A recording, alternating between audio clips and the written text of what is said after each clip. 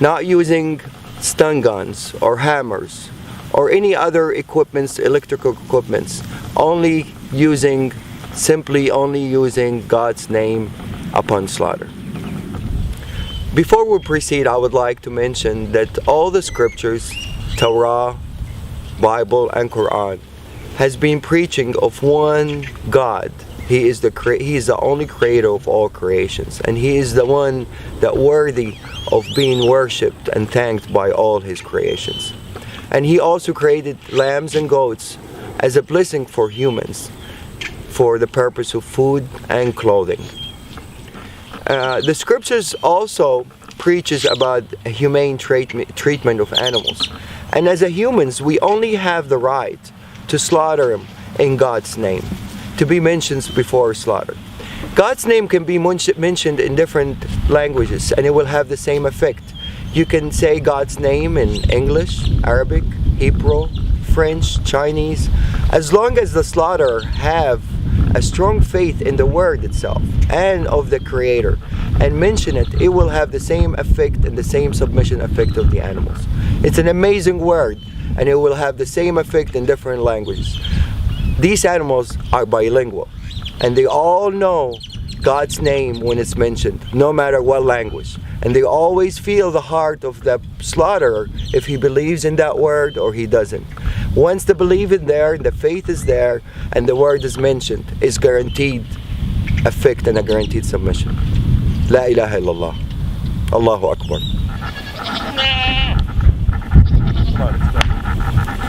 Let's go. Thoughtless Cruelty by Charles Lamb. There, Robert, you have killed that fly. And should you 1,000 ages try, the life you've taken to supply, you could not do it. You surely must have been devoid of thought and sense to have destroyed a thing which no way you annoyed. You'll one day rue it. 'Twas but a fly, perhaps you'll say, that's born in April, dies in May, that does but just learn to display his wings 1 minute, and in the next is vanished quite. A bird devours it in his flight, or come a cold blast in the night. There's no breath in it. The bird but seeks his proper food, and Providence, whose power endued that fly with life, when it thinks good, may justly take it. But you have no excuses for it. A life by nature made so short, less reason is that you, for sport, should shorter make it. A fly, a little thing you rate, but Robert, do not estimate a creature's pain by small or great. The greatest being can have but fibers, nerves, and flesh, and these the smallest ones possess, although their frame and structure less escape our seeing.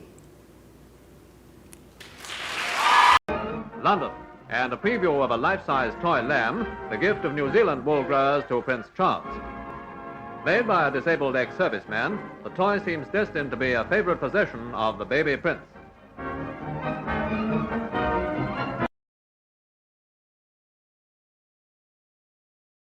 I'm Darren McGrady, the Royal Chef, former chef to the Queen, Princess Diana, Prince William and Prince Harry. And today I'm going to be making one of the Prince of Wales' favourite dishes, a rack of lamb with a wild mushroom risotto. One of my favourite stories of the Prince of Wales, probably the first time I met him, Balmoral, the Queen has something called a Gillies Ball. We were dancing, and I didn't really know the dances well, but one of the dances I did pick up was the Dashing White. The House of Lords, on a day when the Prince of Wales brought royalty and youth to its rich and lofty chamber. For the full assembly, in their scarlet robes trimmed with ermine, were to witness a brief ceremony which would entitle the Prince to take his seat. The Duke of Kent was one of his sponsors, the other the Duke of Beaufort. In the robing room, the 21-year-old prince, resplendent in his newly made robes, displayed the calm with which he has now become associated on big occasions. When the moment arrived for the prince and his escort to enter the chamber, where cameras are forbidden, he was enacting a rare piece of history.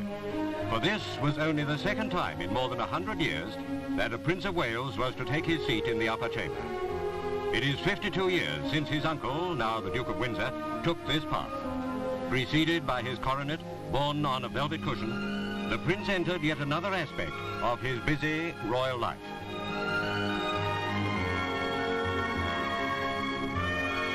After swearing allegiance to the Queen, the prince took his seat on the crossbenches, signifying his political neutrality.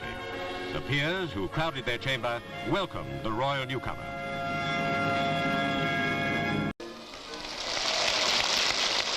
At nearby Balmoral Castle, it's a very memorable holiday for the Queen and her family. For here is Prince Andrew, 7 months old, as bonny a baby as any proud parents could wish. And these are the first pictures in color taken of the infant prince. Even black and white films would be heartwarming, but how much color adds to the beauty and realism? As we watch the pictures, we almost seem to be at Balmoral ourselves.